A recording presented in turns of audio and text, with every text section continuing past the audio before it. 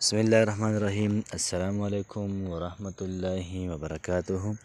امید در به کوم چې تاسو ټول به ټیک ټاک یې. الله پاک هم خوشحاله ساته. نن چې کوم وظیفه ده دا محترمو ډیره زیاته بهترین او قیمتي وظیفه ده. موږ چې په دنیا کې ژوند تیرو موږ د یو څیز نه یریږو چې الله پاک موږ د جهنم نه بچ کړي، د جهنم د اور نه بچ کړي، د هغه ځای د تپش نه بچ کړي، د هغه ځای کو د ګرمۍ عذاب وي، کو د یخنۍ عذاب وي، د جهنم د سوري نه موږ ساتي. نن چې کوم وظیفه ده دا د جهنم نه د براءت دپاره وظیفه ده، د جهنم نه د خلاصي دپاره وظیفه ده.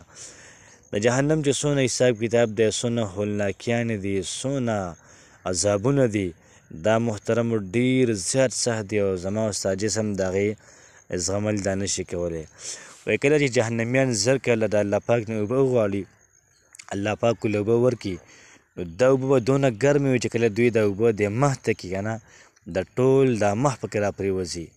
دغه شان چې کله دوی دا اوبه وڅکي نو څونه چې کلمې ملمې دي، څونه چې په خېټه کې حساب کتاب دی، دا ټول ترې را لاندې پرېوځي، دومره ګرمې اوبه به وي. نو ما ورته کوشش وکړو چې د دغه جهنم نه د بچ کېدو دپاره، د دغه اور نه د بچ کېدو دپاره دا وظیفه دا موږ وکړو. فرمایي چې کوم انسان د ماښامې لمونځ وکړي او د هغې نه بعد اللهم اجرني من النار اووه پېرې ووایي. چې کله ما ورته د ماښامې لمونځ وکړو د هغې نه بعد موږ اللهم اجرني من النار اووه پېرې وویلې.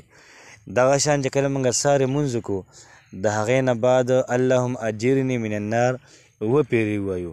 نو انشاءالله العزیز چې ما او تا به الله پاک جهنم ته نه بوځي، ځکه چې دا دومره زیاته قیمتي وظیفه ده، دومره زیاته مجرب وظیفه ده چې کوم سړی هم په دې باندې عمل کوي او دا روزانه وایي نو الله پاک به دا سړی جهنم ته دا نه بوځي.